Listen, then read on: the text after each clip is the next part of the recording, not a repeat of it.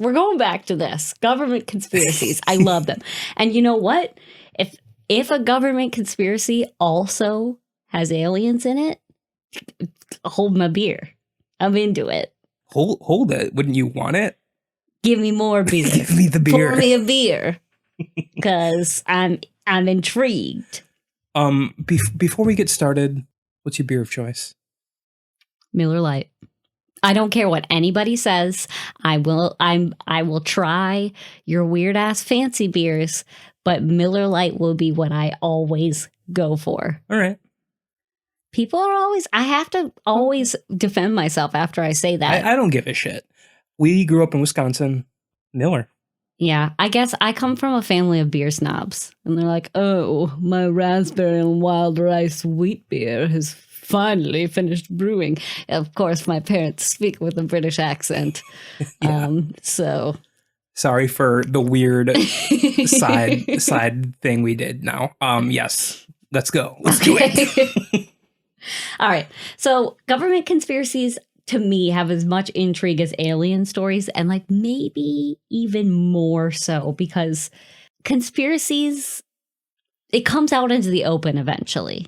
Whether it's now or 200 years from now, somebody knows something and it will come out. Well, and I guess the thing that's interesting too is that at least there's a chance the conspiracy could be at least somewhat factual, just because there have been secrets that the government has done in the past. Exactly. Like we talked Project Stardust. The government wanted to study remote viewing. MK Ultra. The government was like randomly dosing people with LSD to study mind control. Thomas Jefferson procreating with his slaves. Yeah. These are all true. Yeah. I was talking about mind control and you were just talking about historical figure. Yeah, but they kept children. it secret. Yeah, it really took it to a different level. Sorry. Anyways, the American government has provably done some insane shit and also some normal shit that they've covered up. Right. So whether it's vanilla or crazy Superman flavor ice cream, they've done it all. So like this one might not even shock you. So today, nothing can fucking shock we are me. talking about Project Pegasus. Jesus. I'm in a sassy mood. I'm sorry. Project Pegasus is a clandestine operation that used children in both physical and holographic time travel experiments. I don't know what that means. I will break it down. But this project is not like the ones we've talked about previously in other episodes, like Project Stargate. Right, yes. Or even, we haven't done an episode on it, but MK Ultra. We will do an episode on MK Ultra in the future. We definitely will. But this Project Pegasus is not like a project that has happened and classified documents have come out and proven its existence. Right. This story comes directly from a former presidential candidate who claims to have been one of the original subjects of experimentation in Project Pegasus. And not only that, but this man claims that President Barack Obama was part of this project as well in the early 80s, and he acted as part of a mission to explore Mars. What? So you ready for this? Because maybe. We're about to go on a wild ride. It sounds weird. Okay. So I mentioned that these claims come from a former presidential candidate. Let's just come out and say it. They sound insane. These claims sound insane. Yeah. Now, when I tell you about that, describe that, what do you picture of the man who is telling this story? Like, what does he look like to you? Well, you said presidential candidate. And other than Al Gore, all I can think of is, God, what's his name? The guy with the boot on his head? That's what I was thinking. Well, the rent is too damn high guy? No, that's not that guy, but he was also a little weird. The guy with the boot on his head, and he says free pony for every American. I forget his name. Yeah. Not that guy, though. Would it shock you if he looked like this? I'm showing Everett a picture. Everett, please describe what you're seeing. He looks like my uncle. Yes. He looks like any white dude, like older white dude running for president. You would look at this man and probably think that he's okay. So who is like this? an elder in your Baptist church or something? Who is this? This is Andrew Basiago. Oh, Or that's what he looks like? Some people call him Basiago. I'm going to say Basiago because it's like Asiago. Yeah, I was going to say, I was just going to call him cheese. Basiago. Yeah. You sound like you recognize the name. I do recognize the name, but I guess I've never seen a picture of him before. But I've heard of him.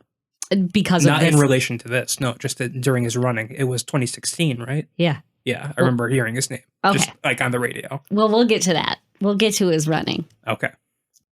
Andrew Basiago. Everyone's Midwestern uncle. He claims to have been selected as a child to participate in the CIA time travel program known as Project Pegasus.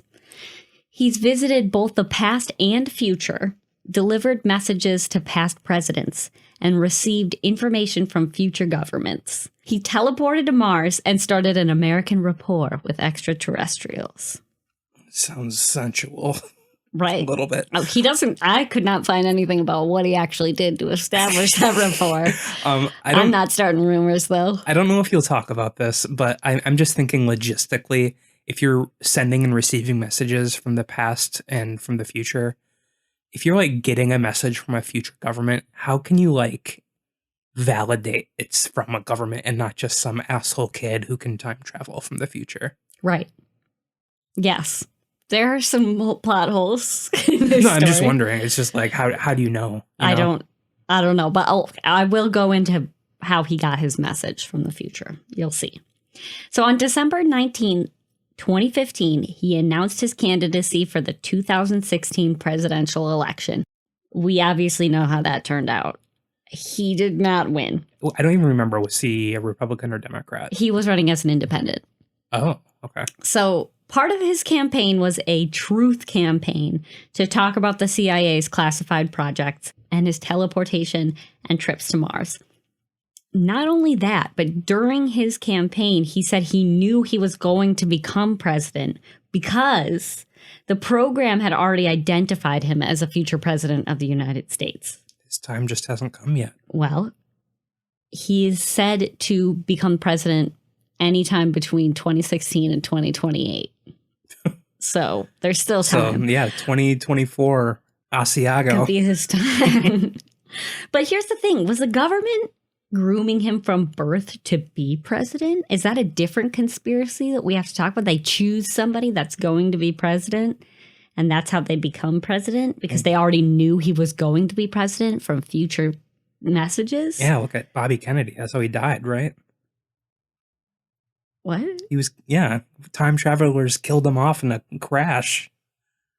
Oh. Yeah, that's a famous conspiracy. I got to read more about that one. Maybe I mean, that'll it come into doesn't play surprise here. me. Yeah, I don't know. Anyways, there's a lot of questions that pop up in my mind. Not that one. That one was not at the top of my mind. So the claims and stories I'm about to tell you come directly from Andrew Basiago himself. Can I provide you with any proof? No. But how could you not trust a face like that? He does look like... He looks like he could be cheese. He looks like somebody who shook your hand at church. I don't trust anyone in church. He looks like somebody who would usher you to his niece's wedding. Okay. See, I thought you were going to say something weird, like usher him into the back of his white windowless van. He just looks like a regular old dude, okay? Okay. But here's his story. From 1962 to 1972, the CIA and DARPA, which is the Defense Advanced Research Projects Agency, ran a program to test teleportation and both physical and holographic time travel, meaning you can project yourself into the future and project people from the future back in time to us, but not necessarily your physical presence. So it's like a mix between email and astral projection. Yes. Yeah, actually, yes. Okay. Andrew Basiago's father at the time worked for the Ralph M. Parsons Engineering Corporation, where he actually helped develop the technology that was used in this program. So I did a little bit of digging because, I mean, this is all just a story from Andrew Basiago. Like, how much of it is true, like, can be confirmed. So I looked into Ralph M. Parsons Engineering Corporation. And It was founded in 1944 by Ralph M. Parsons. It's an employee-owned technology and engineering firm located in Pasadena, California. This company is still operating, and it is involved in several government intelligence projects all across the world. And they claim to focus on intelligence and defense technology. I did a tiny bit of digging. I mean, I didn't spend too much time on it, but I tried to look into maybe what some of their current projects are, but their website did not explicitly lay any out, probably because they're dealing with government intelligence. Right, yes. But they talk about global infrastructure and intelligence, so I mean, I imagine high-tech classified projects. Sure. So okay. It's not out of the ordinary that a classified government project would be associated with this Particular business. Group. Right. Sure.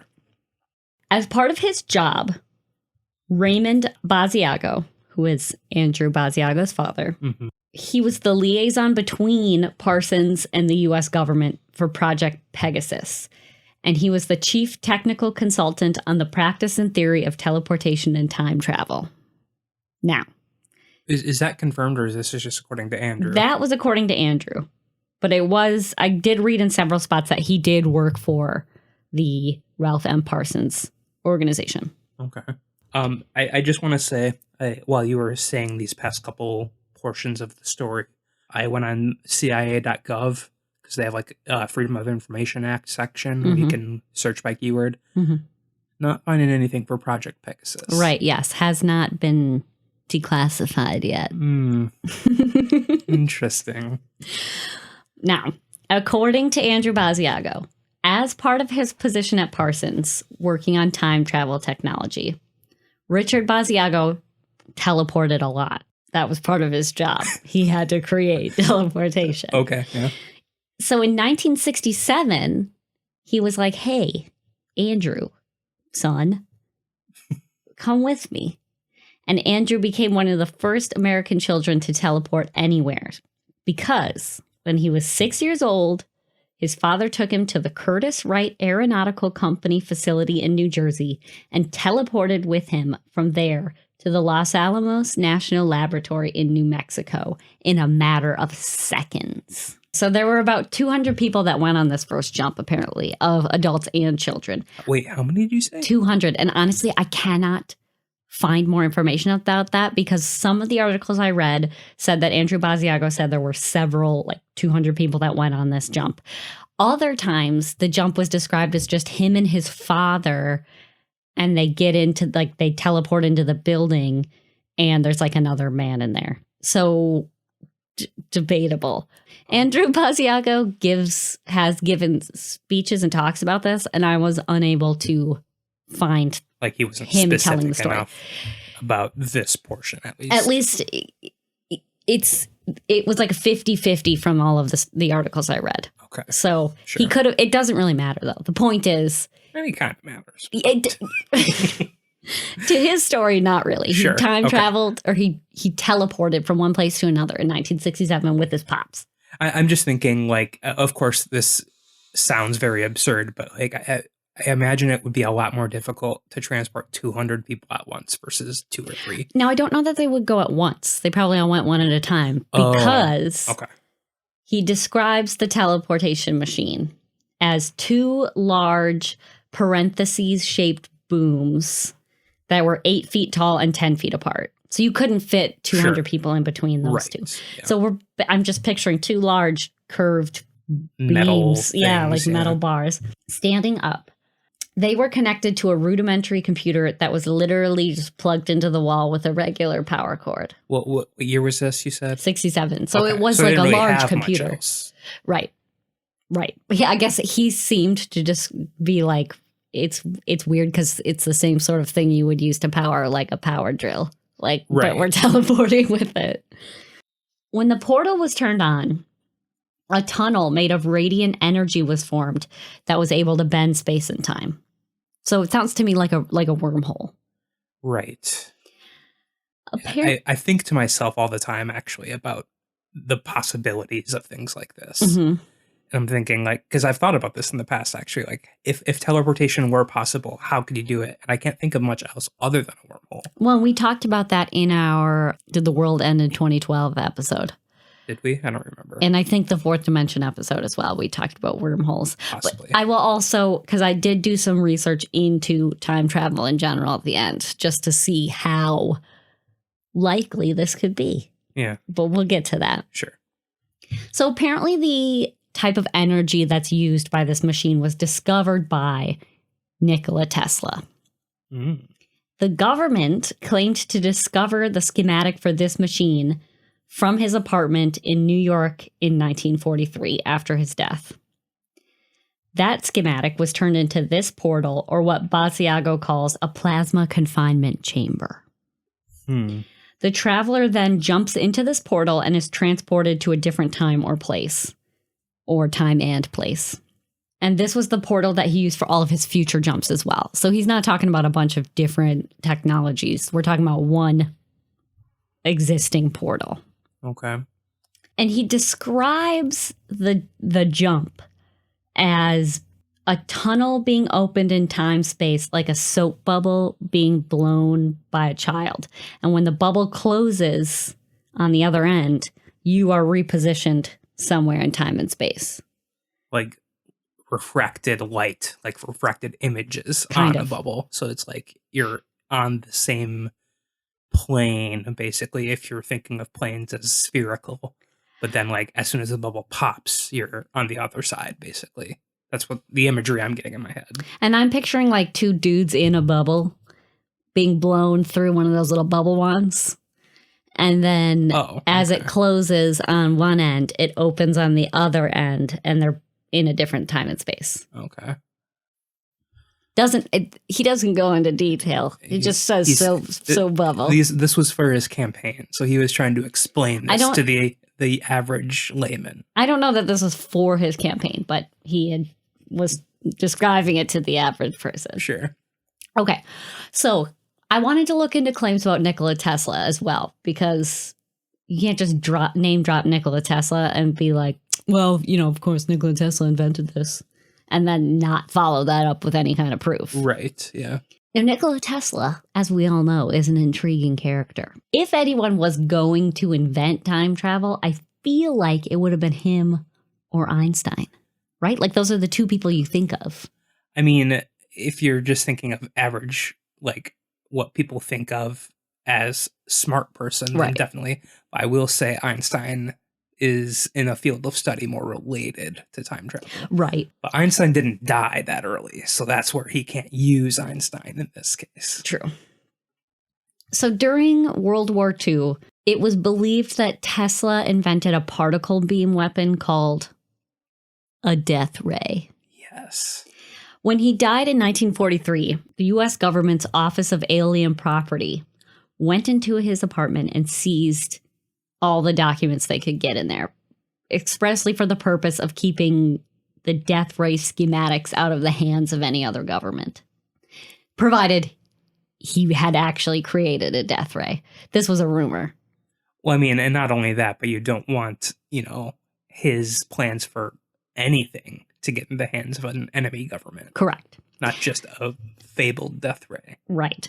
I don't know about the veracity of any of the death ray stuff, but the government did go into his apartment after his death and basically seized all of the whatever they could find. That doesn't surprise me at all. And they've been holding on to all of those papers ever since 1943. In 2016, the FBI did declassify around 250 of those pages. And some more of them were declassified in 2018 under the Freedom of Information Act. But some of them are apparently still missing. How we know that, I don't know. So I wonder, somebody must have taken like an inventory of what was in his what would the point room be of keeping so much classified from nearly 100 years ago? Like, Not that technology and like theory from 100 years ago almost has to be extremely outdated. Right? Well, it gets weirder because, and this is true, after Tesla's death, Dr. John G. Trump, Donald Trump's uncle, Oh, uncle. Okay. Yes. He was an electrical engineer at MIT, and he was asked to evaluate the papers to see if there was anything worth keeping. So he was basically like contracted by the government. Review this. Is there anything that might actually be usable by us for any reason? Weaponry, whatever. He effectively said, no. Like, I mean, this is fascinating stuff, but everything in here is speculative. Like, it's like ideas, thoughts that he just wrote down on paper. None of it is buildable or usable. And we don't even know if the death ray schematics are real. Right. So, but I mean, of course the government would say that. Of course the government will come out and be like, nope, our experts said that none of it was usable. So. Well, and the thing is, even if that wasn't a thing, I imagine a lot of his potential schematics, theories, or anything he had written down could have a lot of other uses too, like more efficient energy consumption when it comes to anything, really. And we have no idea. I did not look into what the 250 documents that were declassified were. Not worth it. I mean, I'm sure it's interesting. I just wanted to get on with this story. We do know that after they seized these documents, during World War II, the U.S. government did look into particle beam weapons. After his death, it was determined that all of Tesla's belongings, which was about 80 trunks worth of stuff, they were to go back to Belgrade to his nephew. Like, all of his belongings were meant to be sent back to Serbia to his family. Okay, yeah. However, only 60 of them ever arrived. Nobody knows where those 20 trunks went. Somebody was like, it's possible that they just consolidated everything from the 80 trunks into 60 trunks. I don't know. But it's also possible that there are some clandestine inventions of Nikola Tesla's that are being experimented with, kept by the government. We're talking about a conspiracy. Anything's possible. True. I will say, though, that if he had plans to a death ray, he probably didn't construct it himself. Right. No, I don't think that was the point. I think they... No, I know. I'm just saying. Right.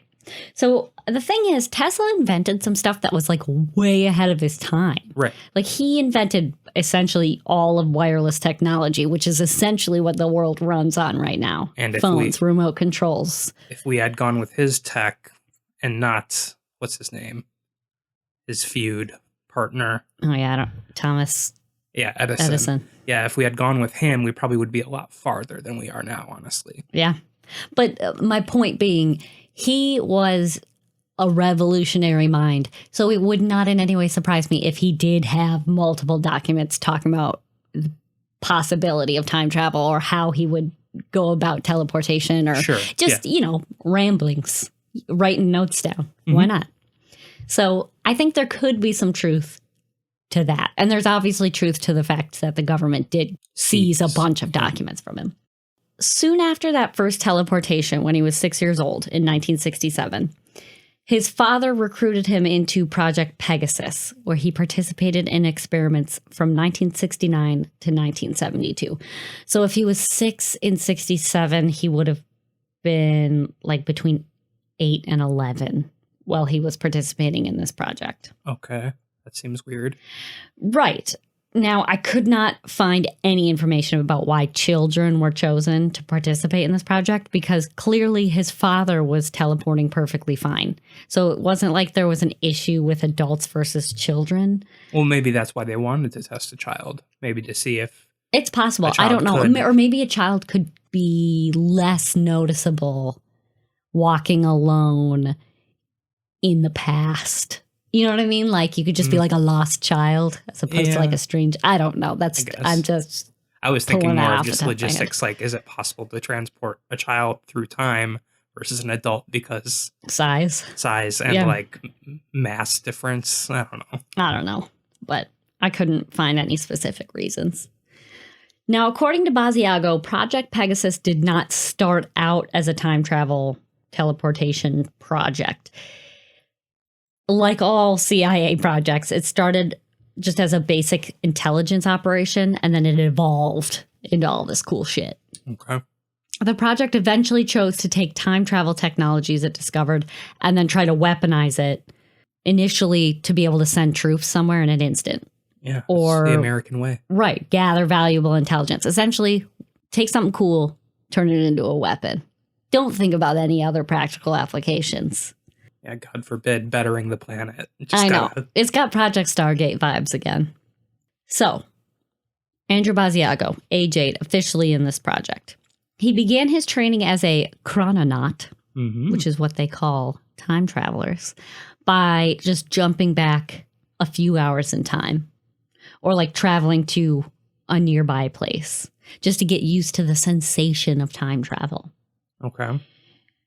Over time, they would send him farther and farther places, farther back in time, and he was used in several different missions to the past. Specifically, he has been to Abe Lincoln's Gettysburg Address, Washington's tent in the Revolutionary War, and even hung out a little bit with Jesus himself. Okay. According to him, the government wanted to start out by using him to confirm things that we already know about the past. Right. So he's not gathering. Right. He's not gathering intelligence. He's essentially confirming that he is indeed traveling to the past and that what we know about the past is in fact accurate. And it would be a good thing to test if, like, maybe the CIA knows of certain things that definitely did happen in the past that aren't public knowledge, and he could report that. Yes, exactly. So it's basically just a good place to start to confirm if your experiments are actually working, because there's so much detailed information about Abraham Lincoln. You could go back and confirm that. Now, eventually, he was sent to the future as well, particularly the year 2045. Approaching there fast. Yeah. Now, he was given a microfilm canister from the 2045 government full of information of every historical event that had ever occurred up until then. And then he brought it back to the early 1970s. Not compatible. Well, here's my thing. Why microfilm? Yeah. And what are people in 2045 doing with microfilm? Have you ever seen microfilm? This is 2022. How often have you interacted with microfilm? Not since like the 90s. Right. So, I mean, I'm thinking that by 2045, there are going to be very few people who have used microfilm before or even know about it. Or in the future, since they know time travel is a possibility because it's already been discovered in the past, they've adopted past technology to be compatible with the past. That's a very good point.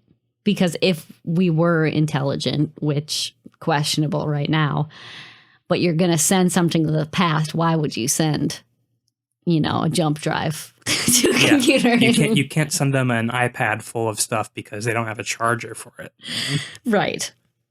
Well, the only way we would know if that story is true is if the government came out and produced that actual canister of microfilm. So, I mean, I guess his story is provable in that way if the government ever decides to come out with that. Also, how can you fit all of that on one canister microfilm? I have no idea. But he does offer another piece of proof that this story is real. He claims that there is a photo of him as a child at the Gettysburg Address. He was teleported apparently just outside Gettysburg in like a bad Civil War era outfit. And he was wearing like oversized men's shoes because that's all they could find. And that photo for a long time was the sole surviving photograph of President Lincoln at Gettysburg. I can show you the photo too. This I will definitely post on our social media. You'll probably recognize this picture when you see it. He is circled in red. He claims to be that boy. To me, difficult to prove. Yeah. It just looks like a little boy walking in front of a crowd of people. Yeah, it's very not like weird at all. And also, I mean, if he's saying the only thing to grasp onto for this picture is the oversized shoes, I imagine that's actually fairly commonplace in the past, like during this era, because, especially at wartime, you need to take whatever's available to you. Yeah. But if true, crazy. Big if true. Big if true. That is the only physical proof he's ever offered. And he's mentioned that he visited the Ford Theater the day President Lincoln was shot 6 times. But he was never actually there when Lincoln was shot. What's the point? I'm not sure. He actually just says very little about what he was doing. And like making sure everything was ready for Lincoln to get shot. Yeah, I'm not sure. But he goes on to say that there are two kinds of teleportation devices. There is the physical teleporter that I described earlier. But there's also what he calls chronovision, which is like creating a window to look into a specific place or time, which is kind of how the government was using psychics during Project Stargate for like remote viewing. Sure. I think essentially you're just able to see into the future, but you can't interact with it. I don't know if you'll get to this, but this has been on my mind for like the past 20 minutes. So he goes back and forth to the past and the future. And he's using this gate of sorts. How does he get back? Never addressed. I feel like that's something pretty important. Because when you first described it, I'm imagining, okay, well, if you need a gate to initiate this window of space and time, it either has to stay open for you to return, or there needs to be another gate. Yeah. Now, it is possible that he has addressed that in his speeches or whatever, and I just couldn't find the information. But nobody in any of the dozens of things I read ever offered any sort of concept of what was there waiting for him. That's fine. I was just curious, like, how does it work? But yeah. Well, back to the chronovision. Nikola Tesla came up with the framework for the physical teleportation, as I described earlier. But apparently, according to Andrew, it was two Vatican musicologists who discovered chronovision and then passed it to the U.S. government. Of course, the church has to be credited with everything cool. Yes, but he's also now, and I can't confirm this. I don't even have this written down, but there is another man who has made similar claims about the Vatican and something called chronovision. Weird. I'm going to have to do an episode on that as well. I can't provide you with any more information about it because... But it's just an unrelated man and unrelated circumstances? Okay. Yeah. So this whole thing sounds pretty sus. It does. What if I told you that President Barack Obama also participated in this? As I told you at the beginning of the episode. He never came into play yet, so I was thinking about He's here. Apparently, he was going by the name Barry Soetoro at the time. You know what's weird? I feel like I've heard that before. You probably did, because the White House has come out with actual statements saying that this never happened. Because these claims were being made during the 2016 election. Like Barack Obama was still president. Wait, during the 2016? Oh, because of Basiago. Right. The cheese, man. So Barry Soetoro, a.k.a.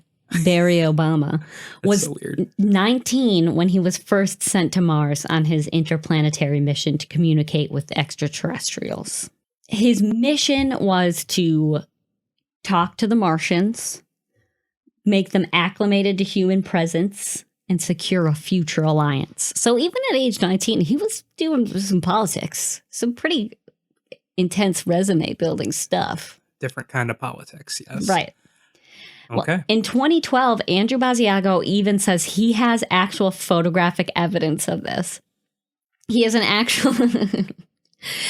actual photo taken of a Martian on Mars carving a rock with a handsaw.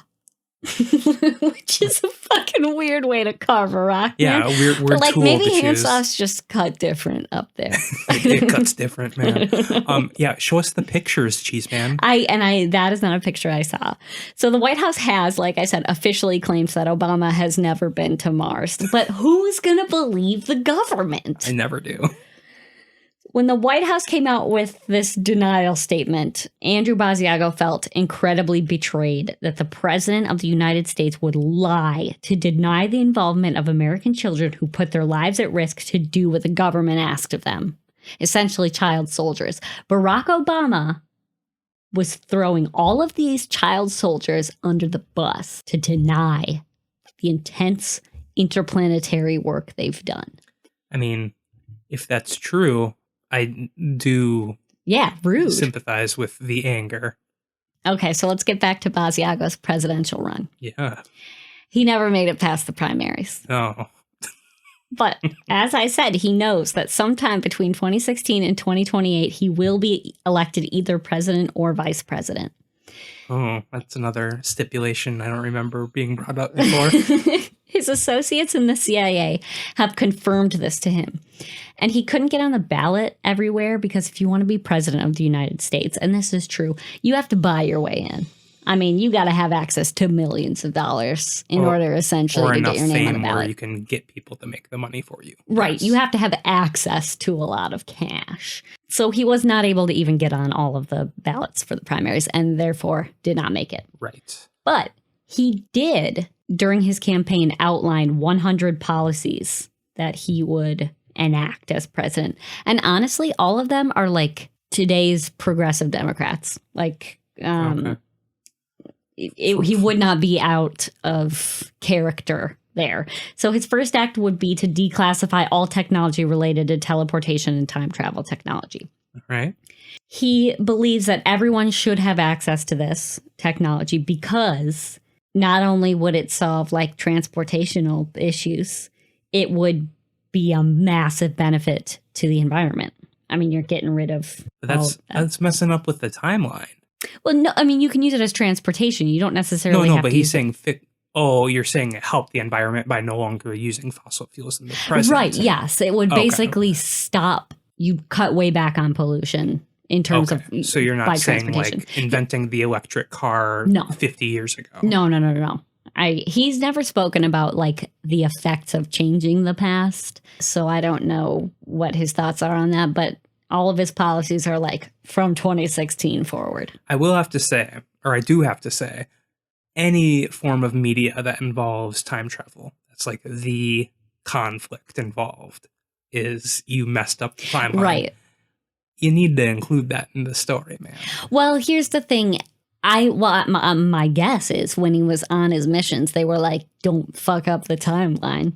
Or it was meant to be. True, but the thing is, he also said that he was sent to the same places multiple times and that he saw himself in those places. Kind of like in the third Harry Potter. Right. Where like Hermione sees herself. But you can't interact because then you mess with the timeline. Exactly. Mm-hmm. So you get an idea of kind of how the past works, but he, at least from what I read, again, I was unable to listen to any of his speeches. He may have gone into far more detail, and I'm not doing him any justice. Do you just fall asleep because he's so fucking boring? No, are you kidding? Who would fall asleep during this? I'm just kidding. It's because he looks like such a normal, average dude. Totally does. He does look like somebody who would like start a political conversation at Thanksgiving. Because all of these claims sound like they are coming from the guy that wants a pony in every household. Kinda. Yeah. What is his name? I don't remember. But his idea is that, and he's not talking about time travel. At this point, he's talking about teleporting. Because can you imagine how that would change the world? You could be somewhere in an instant with virtually no environmental impact.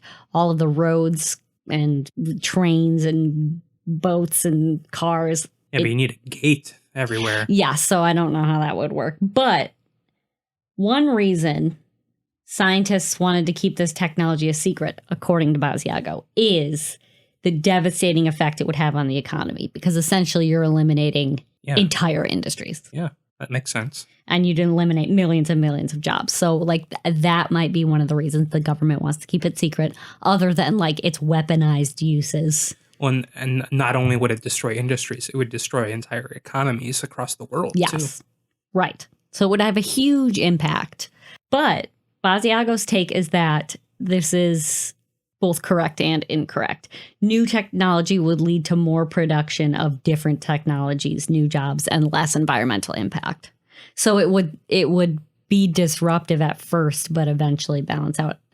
Which I kind of agree with. That's going to be the case for any large new technology True. Say there was something invented that wasn't like something better than an electric car, and all gas cars and electric cars are 100% taken out. That's billions of dollars and millions of jobs. That's definitely very true, but I'm just thinking like you're also eliminating on top of the cars, the roads, and then the oil and any form of electricity production. So whether it be nuclear, whatever. Essentially, like you are changing everything, the entire world practically overnight because this technology apparently already exists. You just have to introduce it.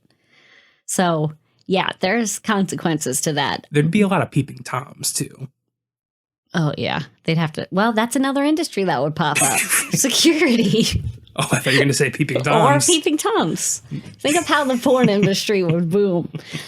Anyways, it's a fascinating problem. Like, do you keep things the way they are, status quo, because you would be overturning an entire civilization, essentially, and kind of starting from scratch, but potentially far better than what we have now?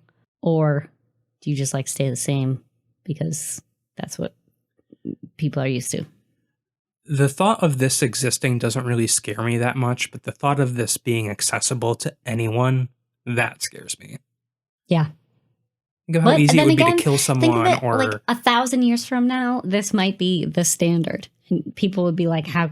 I mean, when you think about it in the past, there were people who thought that if trains went faster than 40 miles per hour, your insides would be your outsides. That's true, but that's just a limitation on our, knowledge at the time. Well, that's what I'm saying. But humans are always going to be shitty no matter what. Well, so yeah. If they're given the power to go anywhere and any time they want, they're going to kill people. Well, I mean, fine.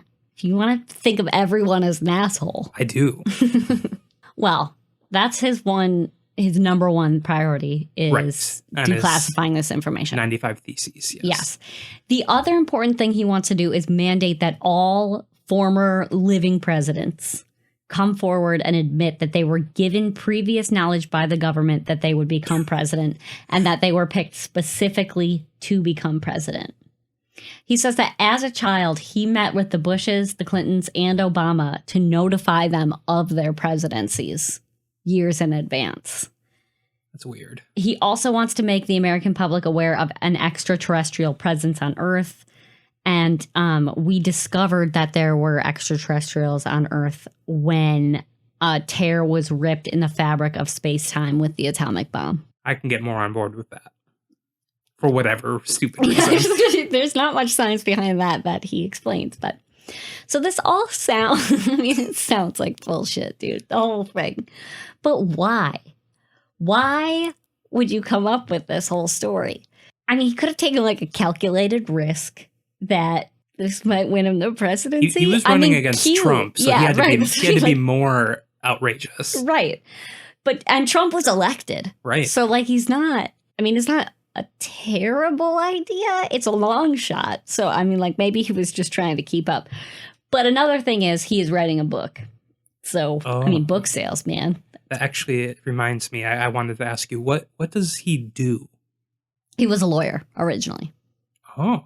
Yeah. As outlandish as all of this sounds, and the whole fucking premise of this whole episode is outlandish, the scent of potentiality is there. It's got potential. Yeah. Like the government is known not to be transparent about specific technologies. They've historically hidden information about things like UFOs, which has come to light recently with all of the papers that have come out about UFOs. Mm-hmm. Technology like this would certainly overthrow, essentially, the U.S. as a country, the economy, to millions of jobs. And I'm thinking especially like the Middle East. Right. Why would you need oil if you can... Plastic. You still need plastic. That's true. But the thing is the world ready for a revolution of this kind? No. That's what the American government is keeping under wraps, if this was true. But even if time travel is out of the question, it would in no way surprise me that some fucking crazy technology is being hidden by the U.S. government. I guess.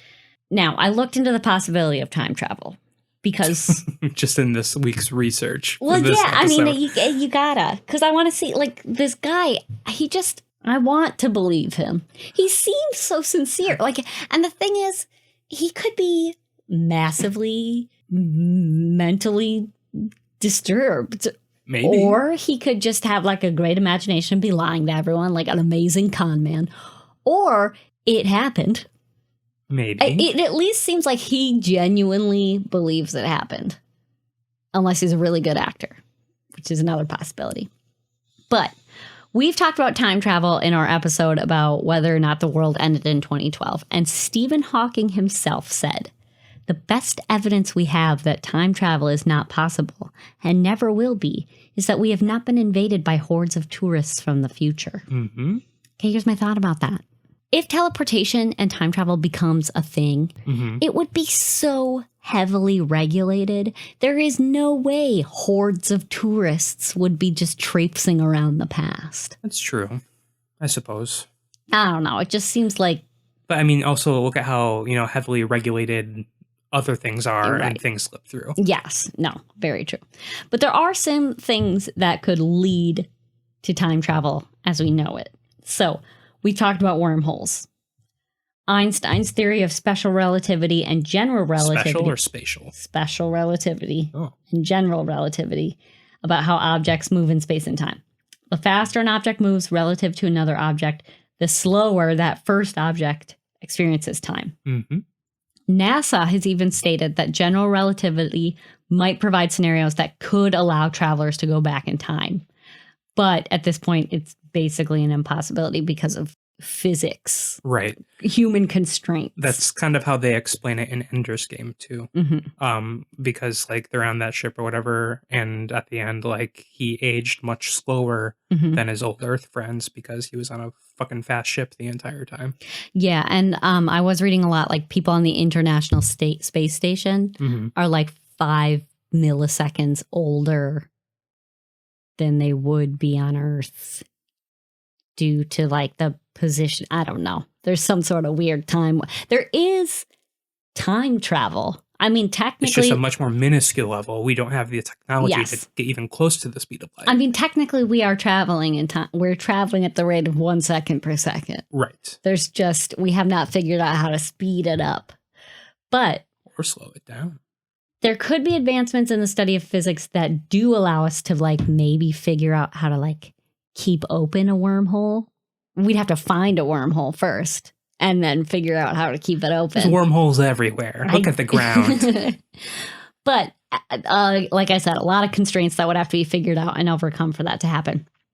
In the Ask an Astrophysicist article from NASA, they referred to it as it being time travel as an open possibility. I did read some super interesting articles about proposals for modern time machines from physicists and engineers and scientists. What would a time machine look like? And again, these all have their own problems, but theoretical physicist Amos Ori of Israel proposed a donut made out of space-time surrounded by a sphere of matter that would allow timelines to close in on themselves, and people would be able to visit this time period from the future, but you wouldn't be able to go any farther back than when the machine was created. Do you know what I mean? So you can't you can travel back, but up to a point. Right. Yeah. An astronomer named Frank Tipler proposed a super dense cylinder made of matter 10 times the sun's mass and then spinning it really fast while a nearby spaceship follows a spiral around it. And that would cause backwards time travel. But you can see the physical restraints with both of these inventions. Think of the material necessary to make that. Right. You'd have to invade thousands upon millions of different solar systems just to get enough iron ore to make this thing. Right. So the idea of time travel has been thought of forever. Right. And scientists currently, with the knowledge that we have now, 2 steel beams plugged into a wall aren't really what they're picturing as a time machine. But, what do I know? And you know what we haven't even considered? What if all of this is true, right? He's telling the truth, but he's mistaken. And he wasn't traveling through time. He was traveling to alternate universes. Yeah. So, that might explain why he's not president right now. Yeah. He was told in an alternate parallel universe that he would become president and then traveled to what he thought was the same universe, but is in fact a different one. Depending where he is upon when not president. depending on when his book comes out, that would be a very convenient Right. thing to grasp onto. Anyways, that is what I could find about Andrew Basiago on Project Pegasus. I fucking love it. I know this kind of bounced around a lot, but again, we're talking about a government conspiracy in which Obama visited Mars to talk to Martians. So I think anyone that listens to this podcast has to understand when we do an episode about a conspiracy, especially a government conspiracy, you need to understand that we are going to be bouncing around a lot because that's just the nature of it. yes, and I mean, we're talking about one man's story, and he's the only one who can corroborate it. And I'm getting all of this from both him, articles, like I'm gleaning what I can find. So it wasn't necessarily a linear story, but time isn't linear. Time is a circle. So it really is. Anyways, that's Andrew Basiago. What did you think? Rate from 0 to 10. Like we 10 said, we being were the going most to at the very believable. beginning of this podcast. We're going to rate every topic. No, 0 10, to 10 being the most believable, 0 being this is like, I don't know why this even made it into the papers. It's so stupid. First, I'm going to say interest, 0 to 10. I'd give it like a good 9, maybe 9.5. Like You won't this even type, go full 10 on that? There's always room for improvement. Oh my God. This type of topic does intrigue me, and I always love to think about theory like this. But believability, hard to. Yeah. There's aspects of it that can be not confirmed, but backed up. Like the history of Nikola Tesla, the fact that company exists. And if you're going to write the story, you would want to use real people and places that could be used as. Well, and that's how at least every good conspiracy is. You have to have a root in fact, and the fact that can be confirmed. Interest, 10 out of 10. This is my kind of story. Believability, I'm going to give it a 3 because I don't trust the government. I did believe this a lot at the beginning. Or not believe it, but I accepted the possibility of it. Right. Up until the Martian thing. Because there's no fucking way there's Martians. Right. That threw me off a lot. Because, I mean, people now, the average person, if you've got money to burn, can buy a very nice telescope and basically check Mars out.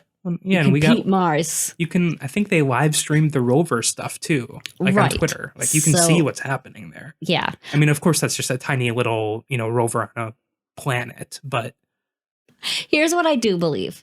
I believe that the CIA was working off of documents they found in Nikola Tesla's apartment to, explore the possibility of teleportation time travel as a potential, and they teamed up with this engineering technology company. I think it'd be more unbelievable if they didn't try that. Right. Honestly. Now, do I think they actually built a teleporter and zapped from one place to another? No, but it would not surprise me if Project Pegasus was a real thing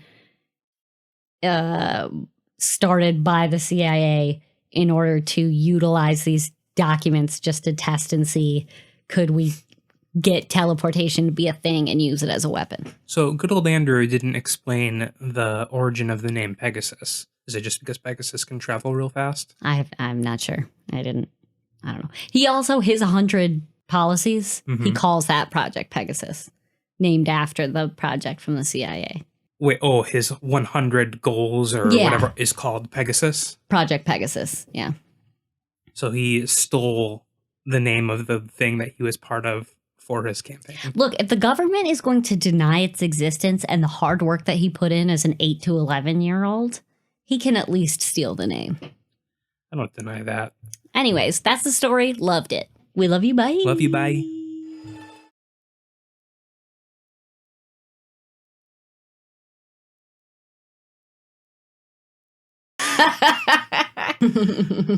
Whoops.